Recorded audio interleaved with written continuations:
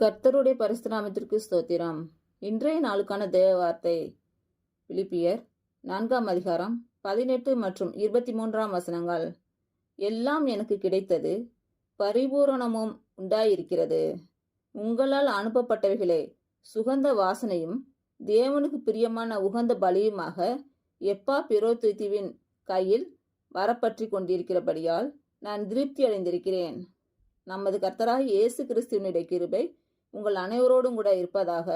ஆமேன். இன்று பிறந்த நாள் மற்றும் திருமண நாள் காணும் அனைவருக்கும் இயேசு கிறிஸ்துவின் நாமத்தினாலே வாழ்த்துக்கள். கர்த்தர் உங்கள் பலவீனங்களை மாற்றி உங்களுக்கு பலத்தை கட்டளையிடுவாராக.